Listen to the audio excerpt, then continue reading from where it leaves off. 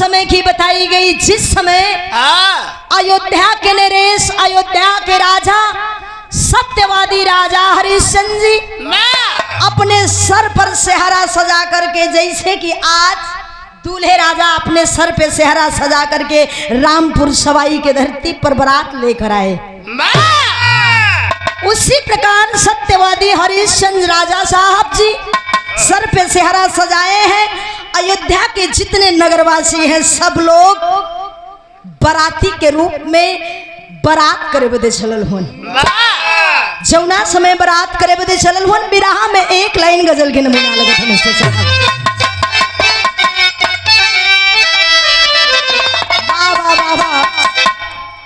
कोई मालिक का बंदा, कोई मालिक का बंदा मालिक के दरबार में जाके अर्जी लगाया है, हाजिरी लगाया है। क्या कहा है? क्या? जमाने में कहीं, जमाने में कहीं टूटी हुई तस्वीर बनती है, तेरे दरबार में माला बिगड़ी हुई तकदीर बनती है। मालिक के दरबार में जाके अरदास किया है। बिल्कुल एकदम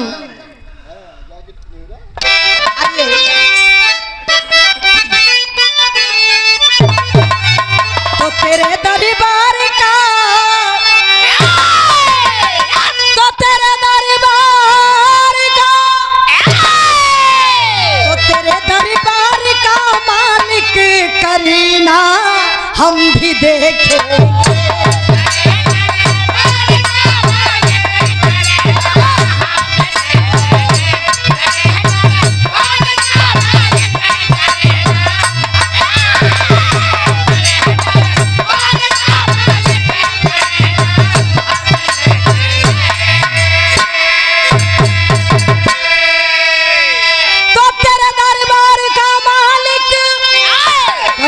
हम भी देखेंगे, अरे करीना हम भी देखेंगे, अगर मरी हुई मालिक तो मदीना हम भी देखेंगे।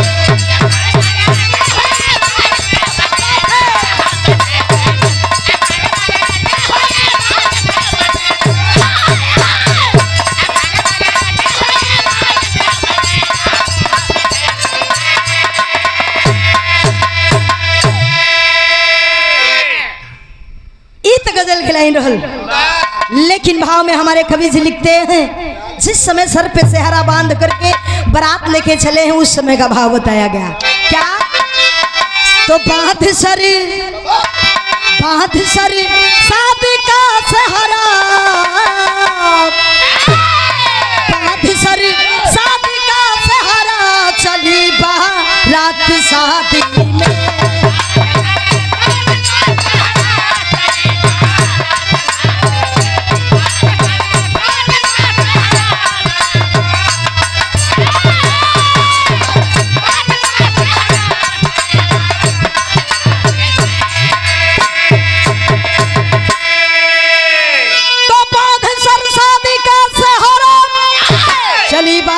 शादी में, चली बारात शादी में, सजावट सजावट सजावट, हाथी घोड़ों की रे पड़ी दात शादी।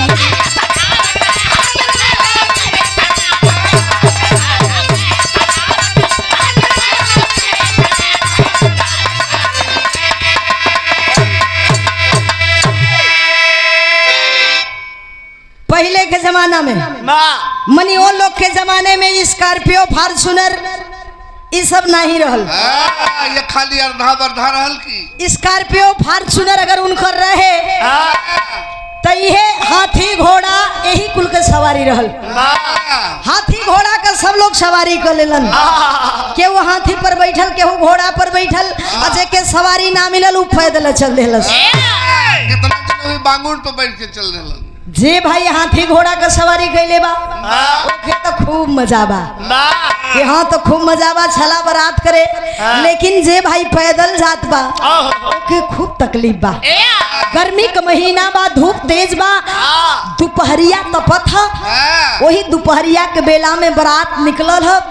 सत्यवादी राजा हरिश्चंद्र जी देखत हुन कि सब बाराती जे हाथी घोड़ा पर बैठल बा उ तो मस्त बा, लेकिन जो बाराती भाई पैदल है वो एकदम लोमड़िया जात हूँ बेचारू लोग, उनको काफी तकलीफ है। अपने मित्र कायास्थ से कहलन कि आए कायास्थ, तुम मेरे बचपन के दोस्त हो, कहीं बढ़िया अगर बगीचा देखा है, कहीं छांवदार स्थान दिखे तो वहीं पर सभी बारातियों को आदेश दे दो कि सब लोग वहीं पर विश्राम कर ले। कहानी का शुरुआत होता नज्म के लाइन से, कैसे?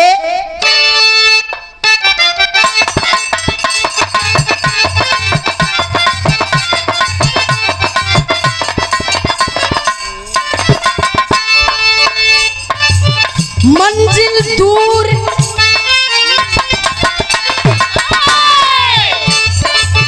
मंजिल दूर गर्मी धूप पैदल जाना है, मंजिल दूर गर्मी धूप पैदल जाना है, मिली एक बाग वही दोपहरी बिताना है।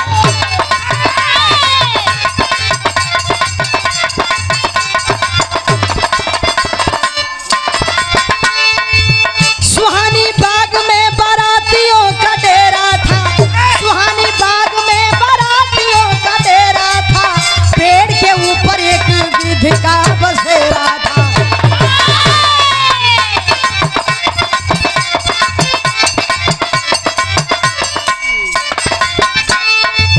माता गिद्ध से बोली स्वामी जाना होगा, माता गिद्ध से बोली स्वामी जाना होगा, आज मानो कि मांस हमको खिलाना होगा।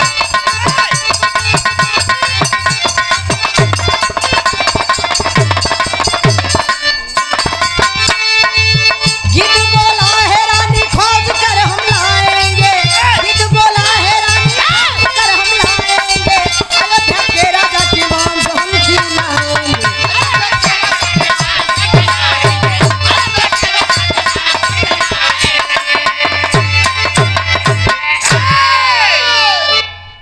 ए भैया, बिरहा के कहानी की आप लोग यह समझ ली। जौना समय बारात एक सुंदर बगीचा में पहुंचल बा, सुंदर बगीचा में मतलब छांवदार बगीचे में बारात पहुंची। राजा हरिश्चंद्र जी का मित्र कायस्थ देखलन कि सुंदर बगीचा, वही में बारातियन के रोक देलन। जितने बाराती भाई हैं सब लोग हमारी बात को कान खोल के सुन लीजिए, यहीं पर विश्राम कर लीजिए, दोपहर बीत जाने दीजिए, जब शाम होगी तो यहाँ से बारात लेकर के रानी सभ्या के दरवाजे पर चलेंगे। जितने बाराती भाई थे सब लोग कायास्थ के बातों का पालन करते हैं।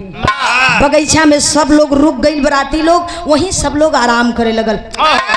यही से पुरवैया बहुत बा, जैसे तनी टाइम के पुरवैया झोंकत है ऐसे ही पुरवा हवा चलत बा। बाराती सब थकल शरीर, जे जेहरे सुतल ते तेहरे सुतल, सब लोग सूत गईलन। जौना पेड़ के नीचे राजा हरिश्चंद्र जी बैठल हुन, उनकर मित्र कायास्थ बैठल हुन, वही पेड़ के ऊपर एक गिद्ध और गिद्धनी का जोड़ा, मानी दो दंपति जोड़ा, पति और पत्नी, गिद्ध और गिद्धनी दोनों वही पेड़ावा के ऊपर बैठ के बतियावत हुन। गिद्धनिया पेट से रहे, गर्भ से रहे, पेट में बच्चा पलत हो, आखिरी महीना चल रहल बा। गिद्धनिया गिद्धवा से कहलस, ए गिद्ध राजा, हई देखत हुआ तमाम बराती जे जेहरे सुतल है ते तेहरे सुतल है, केहू के बिल्कुल होश खबर नहीं बा। बड़ा ढेर दिन से हमार मानव के मांस खाए के इच्छा कैले रहल, ऐसा लगत है कि आज हमारी इच्छा पूरी हो जाई। तो यही में से कोनो मनुष्य के मार के लेके उता, ओकर मसीहा हमके खिया देता तो हम तर जाई, हमार होखे वाला जौन बच्चा बा उल्लर चूहना ना हो जाई। आए है रे बाबू, जबने समय तना बात गिधवा गिधनिया के सुनलस ना गिधनिया से कहलस है गिधनी रानी ए!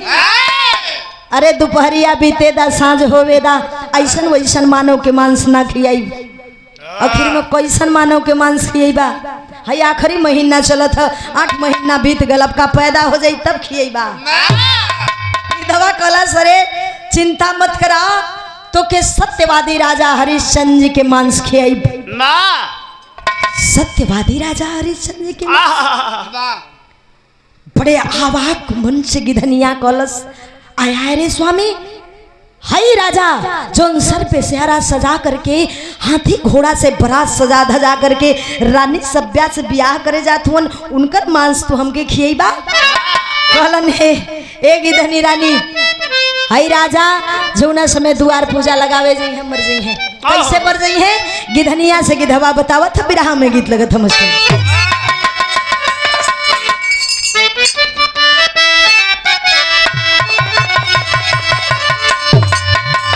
बड़ी पुरान बिरहा में गीत लगल बहुत से पुरान नहीं हम इतना पुरान ना बड़ी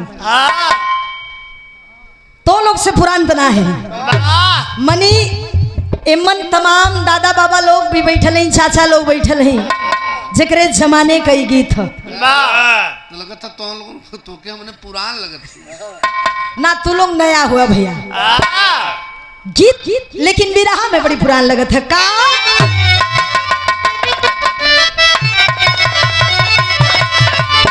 अरे यही कही जियरा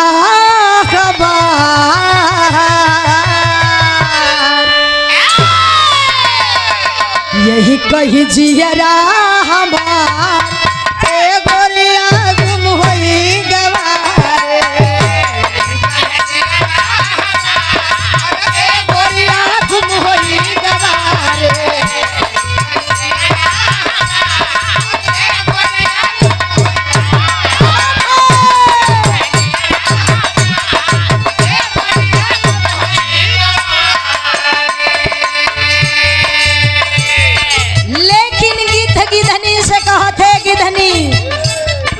राजा के मौत होई कैसे जानत हो कैसे बतावत है गिधवा हाथी पर हो के सवार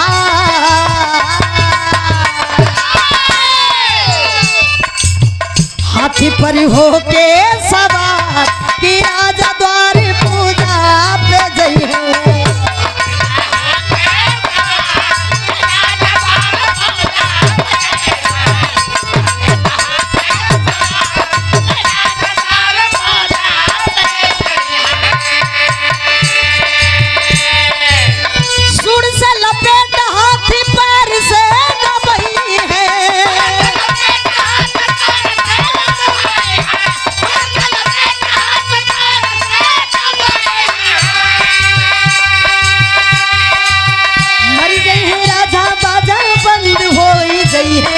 बंद हो जई है मर गई है राजा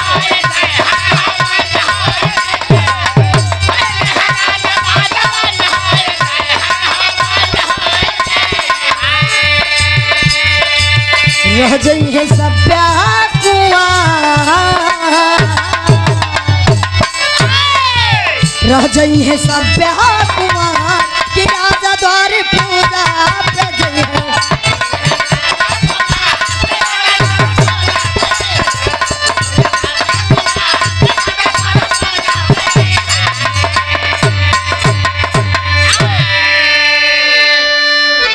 गिधवा गिधनिया के बतावत हो ए गिधनी राजा जब द्वार पूजा लगावे जई है रानी सभ्या के दरवाजे पर हाथी पर बैठ के द्वार पूजा लगावे जई है वही समय वो हाथिया पगला जाई और जब हाथिया पगला जाई तो जानत हूँ राजा के अपना सुड़वा में लपेट के जमीनिया पर पटक दही जमीन पर पटक करके लात से दबा के राजा के प्राण के हर ले ही राजा मर जई है आए आए रे ऐसैया राजा के बचला के कोनो उपाय तो होई गिधवा कलश है गिधनी राजा के बचला के उपाय है उहे द्वार पूजा हाथी के छोड़ के अगर घोड़ा पर बैठ के लगई है तो राजा के जान बच जाई, वहां तो राजा के जान बच जाई ए गिधनी। लेकिन जौना समय राजा साहब ब्याह क के रानी सभ्या से अपने अयोध्या नगरी में लेके आई हैं, वहां भी राजा के जान के खतरा है। आया रे सैया, वहां राजा के जान के कौन खतरा है? बड़े आवाक मन से गिधनिया पूछत, गिधवा बतावत हम सब बिरहा में गीत लगत है।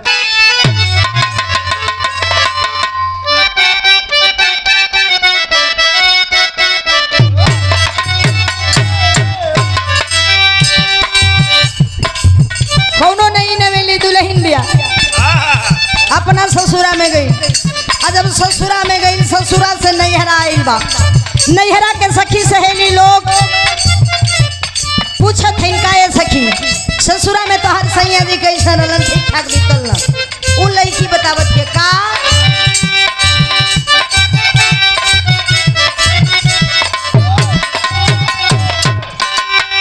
पियवा अब हाय सैया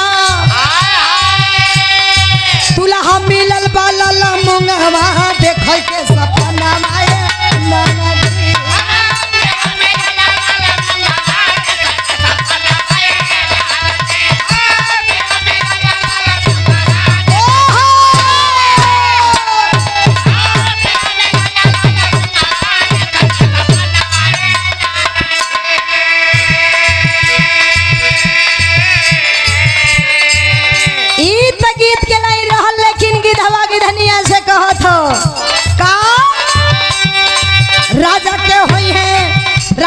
होई है मऊतिया सुहाग वाली रतिया ए गोरिया।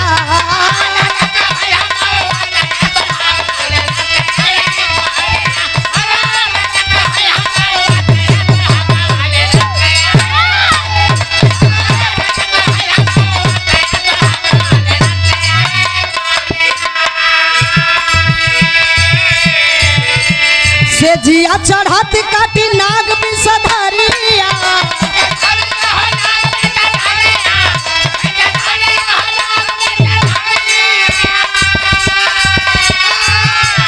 नहीं बची जान घेरी गम का बदरिया।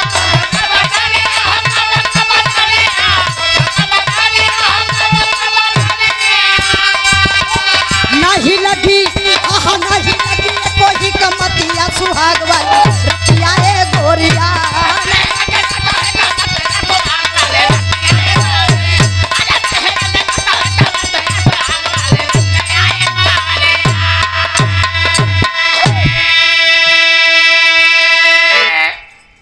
ए गिधनी राजा के जान के वहां भी खतरा है। जब अयोध्या नगरी में दुल्हन बना के रानी सभ्या के लेके गई है, सुहाग रात वाले कमरा में सुहाग रात मनावे गई है, वहां एक विषधर सर्प निकली और राजा के काट ले ही राजा मर गई है। आए हाय रे सैया, वहां भी तो राजा के जान के बचला के कोनो न कोनो उपाय होई। गिधवा कलश ए गिधनी हर जगह राजा के बचला के उपाय हो। ई हमनी जौन बतिया बतियावत हई, उनकर मित्र जौन हो बगला में कायास्त बैठल हुन, सुनत हुन और समझत भी हुन। ए सैया हौ मानव जाति, हमनी पंछी, पंछी के बात के हो मानव जाति कैसे समझ सकेला? गिधवा कलश ओ कायास्त के वरदान हो, वरदान है कि हर पशु पक्षी जानवर के बतिया के समझ सकलन, लेकिन कोनो मानव जाति से बता ना सकलन। हमनी के बतिया के सुनत हुन समझत हुन, लेकिन अगर ये बात उ कोनो मानव जाति से बता दी है तो उनकर बदन सर से लेके पांव तक पत्थर हो जाई। पत्थर शरीर के जिंदा करे बदे कोनो बालक का बलि चढ़ावे के होई। आए हाय रे बाबू, गिधवा गिधनिया आपस में बतियावत हुन, हऊ कायास्त बगलिया में बैठ के सारी बतिया सुनत हुन। अब इधर का बात इधर छोड़ देवल जाई। यहाँ से बारात चल देहलस कहाँ? रानी सभ्या के दरवाजे पर। जौना समय बारात चलल बा, ओ समय के भाव लिखल गई बा, सिर्फ विदेशिया का भाव।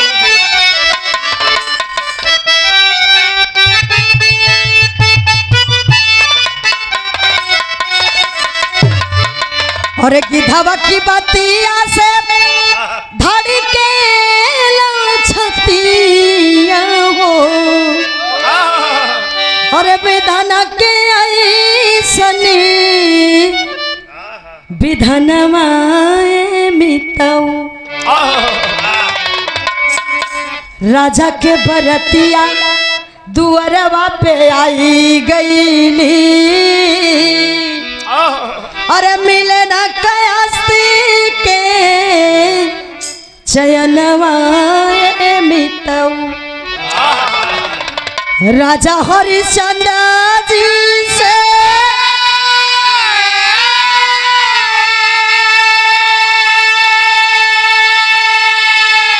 और कैले हो घोड़ा से करावा परी छनवाए मितऊ आया है रे बाबू।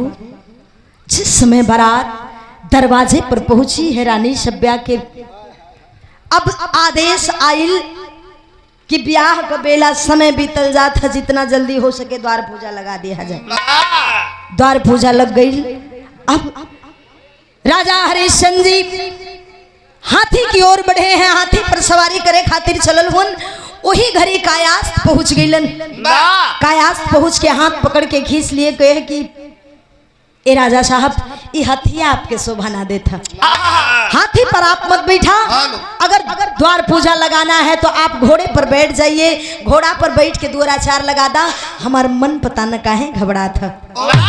हाथी की सवारी छोड़ दिए, घोड़े पर बैठ गए। द्वार पूजा लग गल। हिंदू रीति रिवाज के अनुसार रानी सभ्या के मांग में राजा हरिश्चंद्र जी सिंदूर भर देलन। विरह शैली में भाव लगत मास्टर।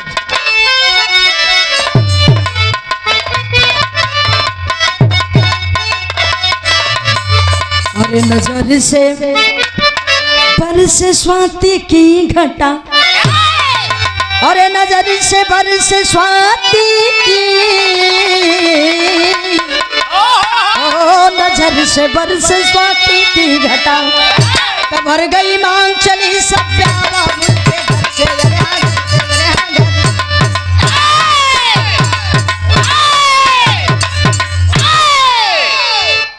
नजर से बरसे स्वाति की घटा भर गई मांग चली सभ्या बाबुल के घर से। नजर से बरसे स्वाति की घटा सिंदूरदान हो गई। रानी सभ्या का विदाई भइल बा। अपना ससुरा में अयोध्या नगरी में आयल हैं। दुल्हन बन के जौना समय अयोध्या नगरी में आयल हैं। अयोध्या के नगर के वासियन के खुशी के कोनो ठिकाना ना। सब लोग मगन मस्त है, झूमत गावत नाचत अपना अपना में लीन बा, अपना अपना काम में। लेकिन हई कायास्थ के दिल में चैन नहीं है। दुआर खाचत हुन यहाँ से वहाँ, वहाँ से वहाँ। ए बदे चैन ना बा कि वहाँ तो राजा के जान बचा ले ली। लेकिन हे प्रभु, हे मालिक, सुहाग रात वाले कमरा में हम राजा साहब के जान कैसे बचाई। सोच में पड़ल हुन, बैठल हुन, यह बतिया सोचत हुन। तब तक राजा साहब की तरफ से आदेश आया कि ऐ कायास्थ, राजा हरिश्चंद्र जी के सुहाग रात वाला कमरा आपको सजाना है। जौना समय खबरिया बोले हुन, खुशी का कोनो ठिकाना ना हो। उछल पड़लन। अब फट देगो डलरी उठोलन, डलिया लेके फूल के बगानी में पहुंच गए। और जब फूल के बगानी में पहुंचल हुन तो कैलन का मास्टर मिरहा में गीत लगत है।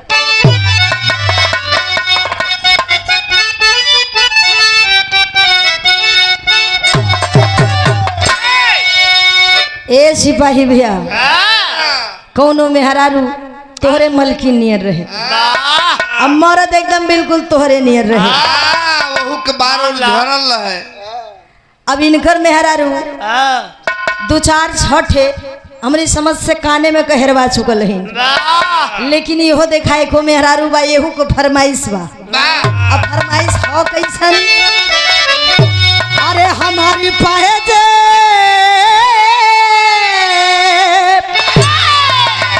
वो हमारी पाए राजा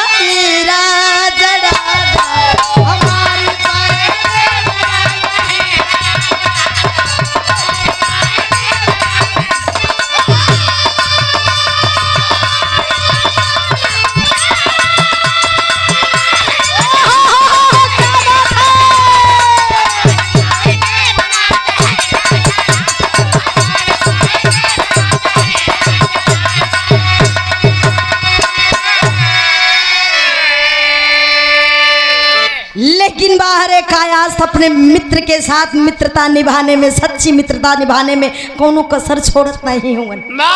बगानी में पहुंचे हैं, हर किस्म के फूल डलरी में चुन के भर लेहलन, भर के ओकरे वही फुलवा के अंदरमा एगो छोटा सा कटार छुपा के रख लेलन। लेके चलल हुन कहा, सुहाग रात वाले कमरा में पहुंचे हैं। सुहाग रात वाला कमरा खूब बढ़िया से सजवलन, अजौना पलंग पे उ लोग के सुहाग रात का व्यवस्था कइल गइल बा। ओ पलंग पे बढ़िया से चद्दर बिछा के जमीन तक फहरा देलन। फहरा के कइलन का, और कमर कस के, कमर कस के बाधा फेटा कटरिया,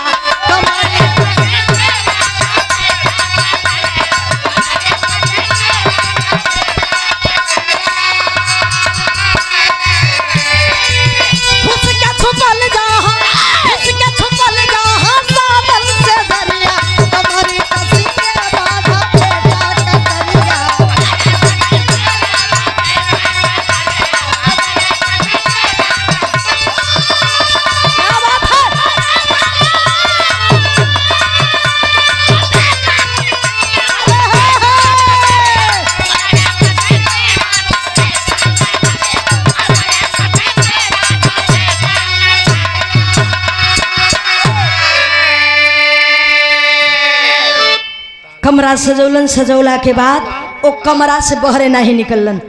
जौना पलंग पे सुहाग रात बा वही पलंगिया के अंदर में घुस के छुप गइलन। आ छुप के वह कटार लेके वही में सुतल होन।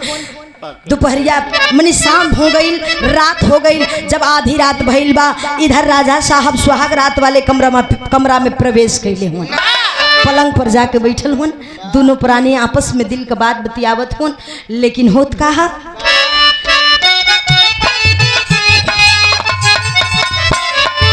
समझन राजा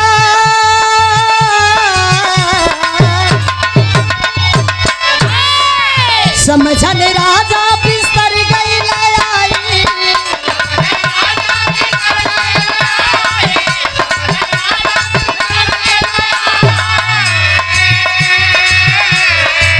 सफेदू लगी दिया हो, सफेदू लगी दिया हो, सफेदू दुल्हनिया घूंघटवा उठाई,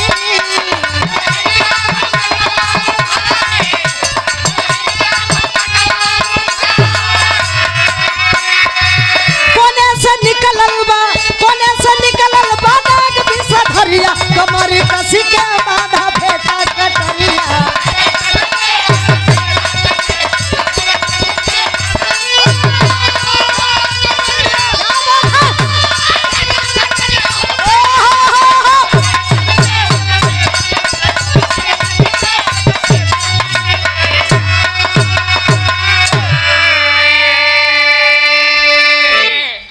दोनों पति पत्नी राजा और रानी गहरी नींद में सो गए।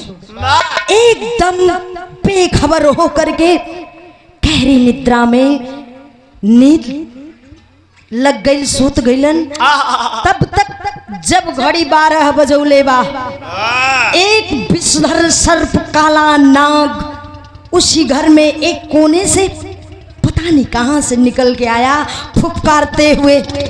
जोर जोर से फुफकारने की आवाज आ रही है कमरे में।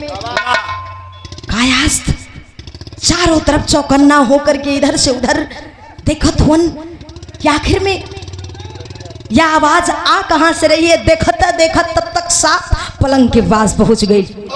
अचौना समय पलंगिया के पास पहुंचल बा।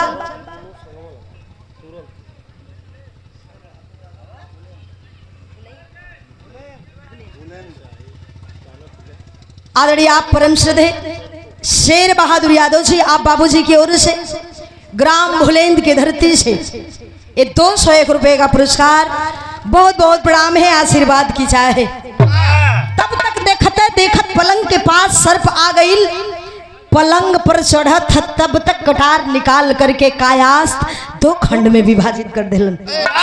सांप के ऊपर जब 2 खंड में चाकू चलौले हो, 2 खंड में विभाजित भइल बा। अब मरल छोड़ के जान गइलन कि सांप मर गल।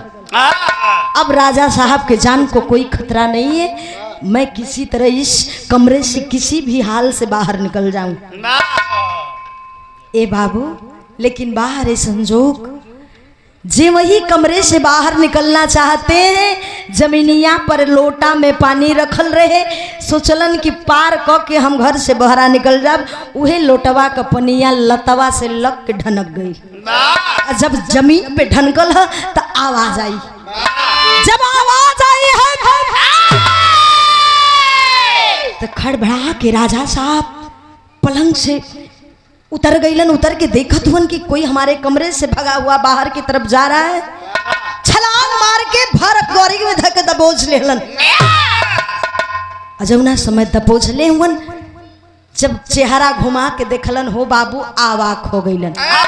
होत का हमेशा बिरहा में गीत लगत है।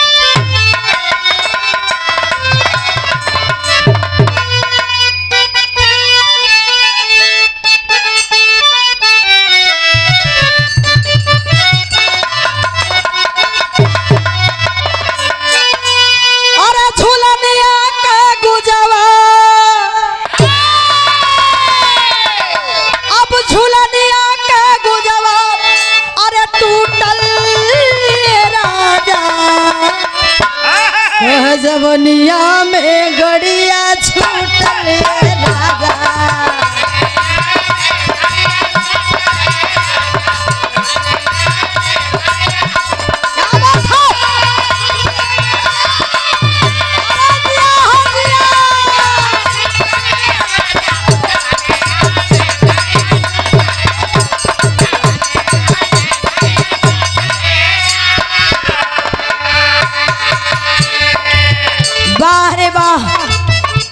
जवन साथी जान बचावे खातिर अपन जान के बाजी लगा देलन, आज वो साथी विश्वासघाती बन गया, केवल राजा साहब के जान को बचाते बचाते।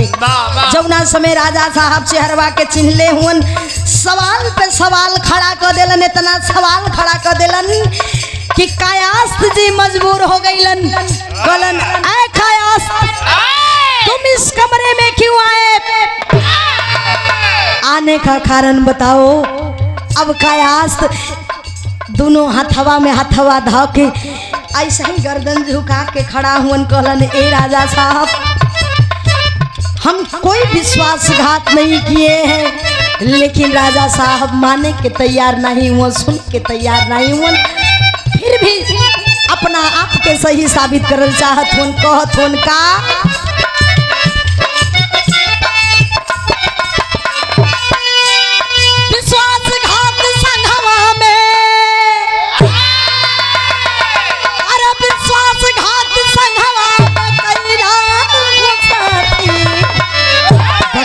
बतिया कैसे हो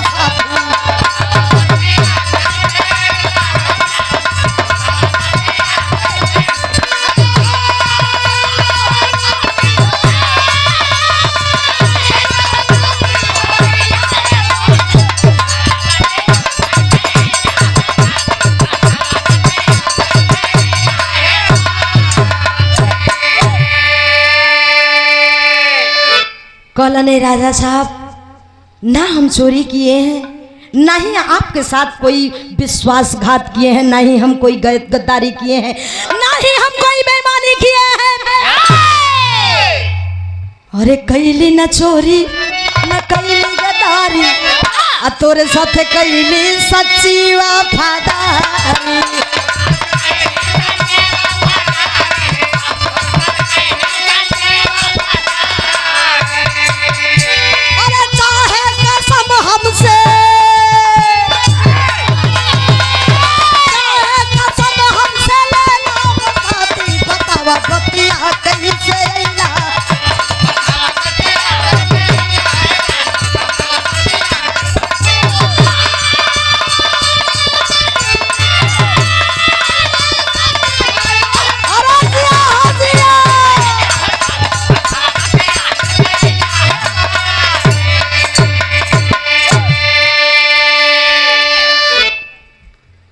कायास्थ, कहीं ऐसा तो ना कि मेरे पत्नी के प्रति तुम्हारी नीयत गंदी हो गई? कहीं ऐसा तो नहीं कि मेरे जान को मारने के लिए तुम मेरे कमरे में आए थे?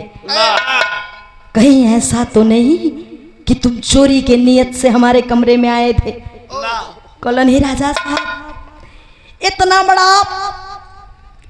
बड़ा हमारे ऊपर इल्जाम मत लगावा। क्या मुझे मेरे ऊपर आपको थोड़ा भी विश्वास नहीं? क्या आपको विश्वास है कि आपका बचपन का मित्र कायास्थ ऐसा भी कर सकता है? कलन है कायास्थ, इस जमाने में कोई कुछ भी कर सकता है। कलन की ना अब हम ही कलंक ना बर्दाश्त कर सकी।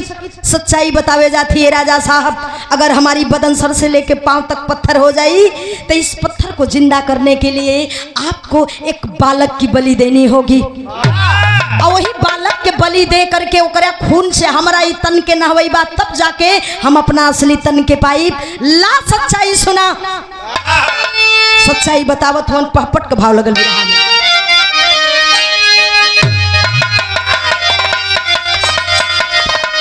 अरे दुनिया में बाप 2 दिन का मेहमानी राजा रानी से, अरे दुनिया में बाप 2 दिन का मेहमानी राजा रानी से, अरे गिद्धराज की कहने लगे कहानी राजा रानी से।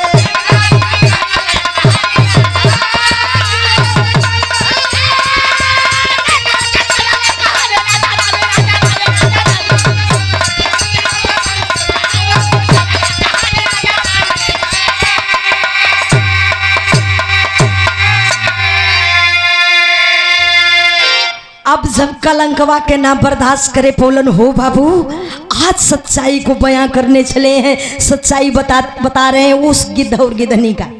जब बगीचा में बारात रुकल रहल, वहां से कहानी बतावत होन कैसे। अरे बदन सवारी हाथी के घोड़ा से होई परिछनवा हो, और सुहाग वाली रात में जाई राजा जी का जनवा हो। अरे पलंग के नीचे सुतली यह नदानी राजा रानी से, भले जाई जिंदगानी राजा रानी से। आए हाय रे बाबू, धीरे धीरे सारी बात को बता ले गए। कहलन राजा साहब, जौना समय हम और आप एक पेड़ के नीचे बैठल रही, वही पेड़वा के ऊपर आए के गिद्ध और गिद्धनी का बसेरा रहल। गिद्धवा गिद्धनी आपस में बतियावत रहलन कि तू हाथी पर बैठबा तो हथिया पगला जाई और तोहके जमीनिया पर पटक के मार दही। जौना समय तना बात बतौलन, पैर से लेके कमर तक बदन पत्थर हो गल। इसके बाद दूसरी बात बताए कि राजा साहब, आज जवन इल्जाम तो हमारा ऊपर चोरी के लगावत हुआ न, जवन तो हमारा के कहत हुआ कि तेरी नीयत सभ्या के ऊपर गंदी हो गई, ते राजा साहब हमें मौत दे दीजिए, लेकिन ये इल्जाम हमसे बर्दाश्त नहीं होगा। जाकर के कमरे में देख लीजिए, उस कमरे में एक मरा हुआ सांप अभी भी पड़ा होगा। वही सर्प आपको काट लेता, आप मर जाते। आए हाय रे बाबू, इतने बतावत कायास्थ का बदन पूरा पत्थर में तब्दील हो गई। आज जब पत्थर हो गई शरीरिया, तब भारा कवारी के पकड़ लेलन। राजा हरिश्चंद्र जी भरा कवारी के पकड़ले हुन, पकड़ के झकझोरत हुन, बुलावत हुन, आवाज देत हुन कि ऐ कायास्थ आगे तो बोल बोल। बोल क्यों नहीं बोल रहा है? झरझर झरझर आंख से आंसू चलने लगल राजा हरिश्चंद्र जी के। कहलन आए मित्र, काश मैं तेरी बातों पर विश्वास कर लेता, शायद मैं तुझे आज न खोता। आंख में आंसू लेके रोवत होन, बिरहा में अल्लाह के भाव दिहल गई।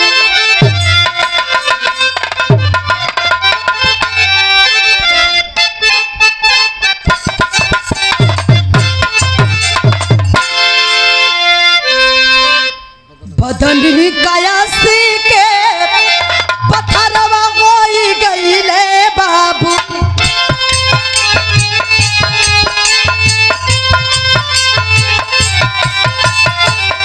भेट हरिश्चंद्र राजा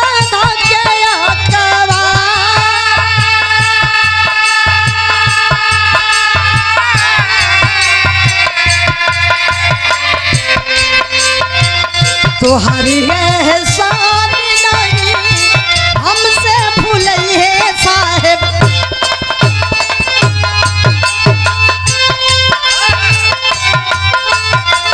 दोस्ती के पीछे कैला जिंदगी बेकार।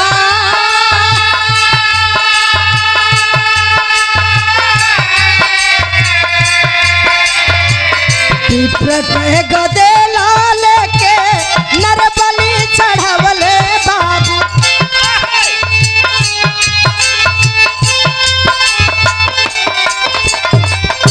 पत्थरा से जिंदा पहले दोस्त दिलदार।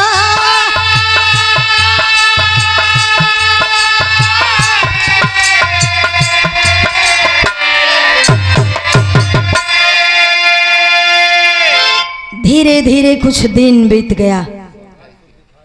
सत्यवादी राजा हरिश्चंद्र जी अपना परिवार, अपना पत्नी, अपना बेटा के पाए के सब कुछ भुला गईलन। कायास्थ को भूल गए कि कायास्थ के पास भी परिवार होई, लड़की लड़का होई है, मेहरारू होई, माई बाप होई है, केहू तो होई, भूल गईलन। एक दिन रानी सभ्या वही पत्थर के मूरत की राह से जाते हैं, देखत हैं कि पत्थरे का मूरत खड़ा है। जा करके राजा साहब के धिक्कार के कहलिन, ए राजा साहब बड़े ही खुदगर्ज इंसान हो आप। अवाक हो गए राजा हरिश्चंद्र जी कि आज रानी सभ्या के का हो गई बा। कहलिन कि तू तो अपन बाल परिवार में भुला गईला, लेकिन कबो हो कायास जोन पत्थर के मूरत में तब्दील बा।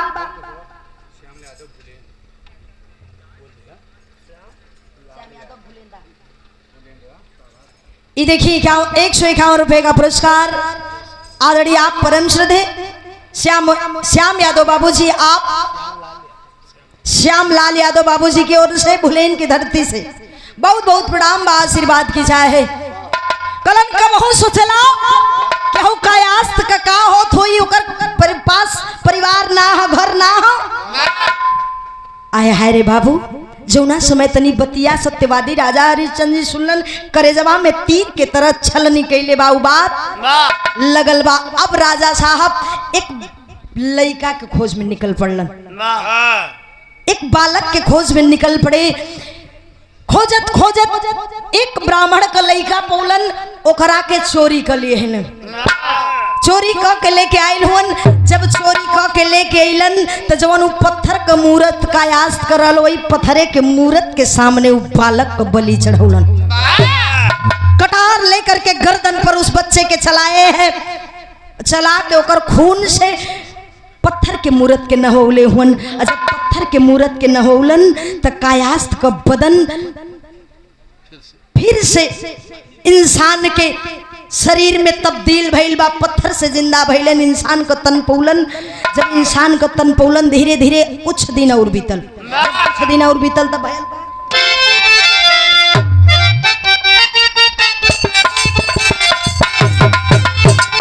धीरे धीरे बीतल कुछ दिन का समैया।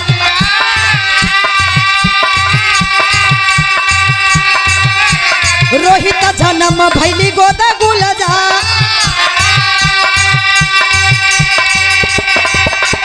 ब्रह्मा हत्या दोषी हरिश्चंद्र होई गई। गुरु विश्वामित्र भैले गुस्से में अंधा, राजपथ राजमहल गुरु मांग लिया। काशी नगरिया आया पूरा परिवार, रोहित सभ्या विप्र घर कैले गुजरावा। राजा मर घटवा पे बने चौकीदार, भूलवा तो अत काटा नाग भी सधारी। मच गईला रोहित, मर गईला रोहित, मचला हाहाकार।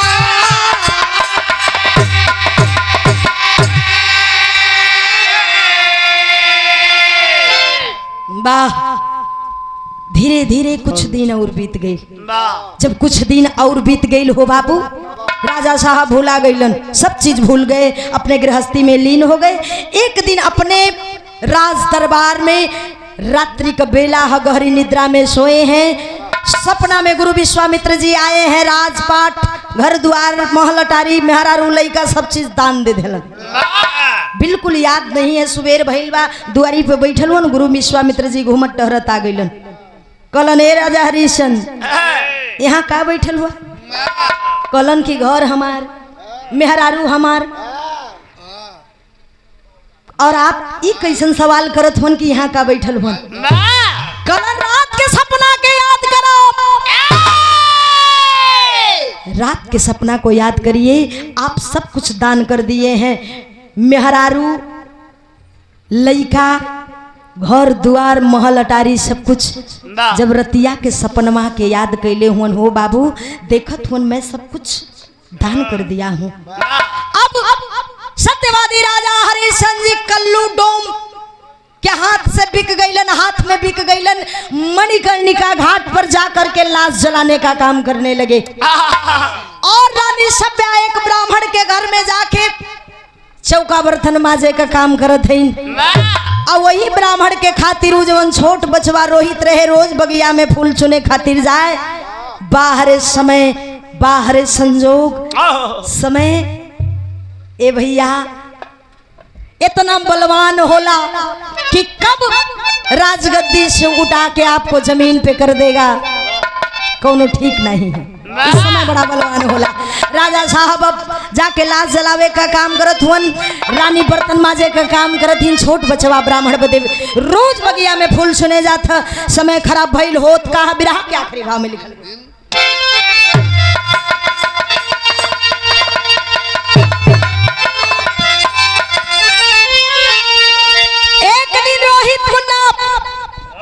वही ब्राह्मण के खातिर बगिया में फूल चुनत हुन। एक विषधर सर्प, विषैला सर्प निकला, रोहित मुन्ना के पैरवा में डस लेहलस, काट लेहलस हो बाबू। रोहित मुन्ना ये दुनिया के छोड़ के चल बसलन। माई के खबर लगल बा, रानी सभ्या के खबर लगल बा। रानी सभ्या रोते बिलकते फटे वस्त्र में लिपटी हुई बगिया में पहुंची है।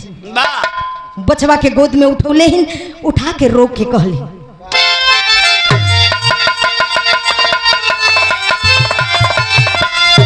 अरे रोवे सभ्या बारिश अब नयन से असिया तले के अइली असमसनवा रोहित कलसिया।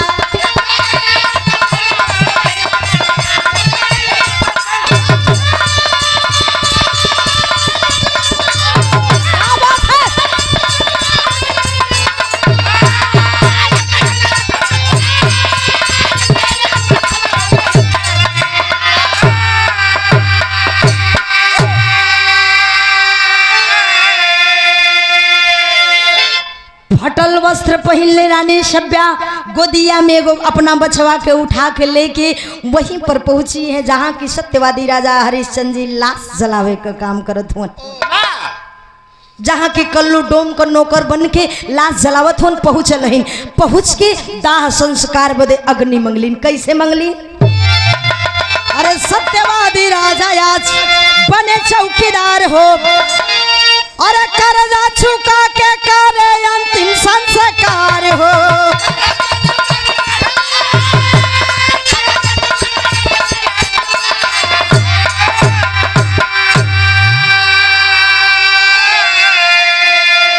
तब फार के अचरवा करी, अरे चुकावे दसिया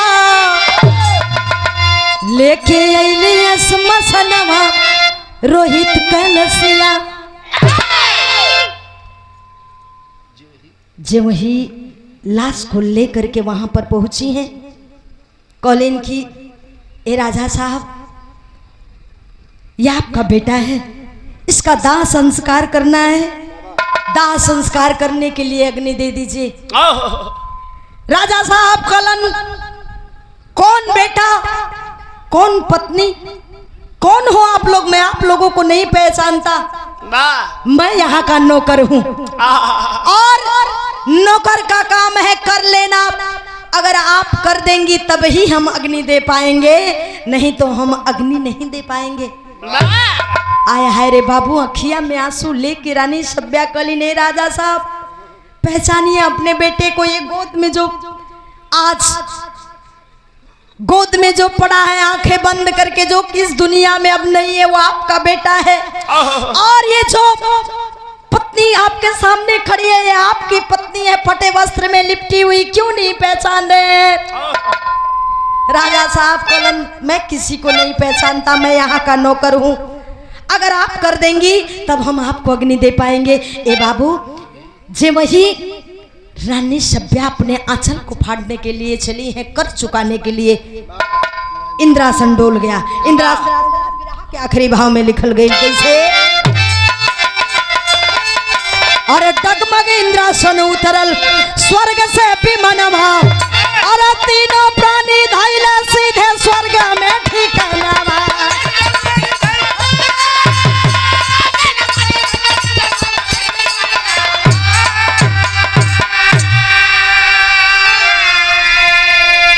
गावे गुरु बिहारी और काशी के बसी आता लेके अइली असमसनवा रोहित के लसिया।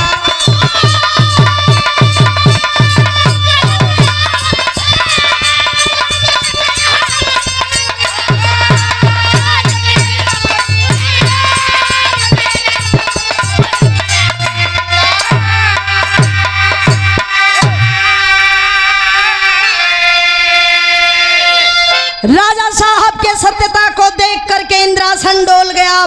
स्वर्ग से विमान आइल, तीनों प्राणी के सीधा स्वर्ग में स्थान मिला है। यहीं से हमारे विराह की कहानी समाप्त होता। आखिरी भाव में खानदान का परिचय बताया गया। गुरु बिहारी जय मंगल, रामाधार संत पति राम।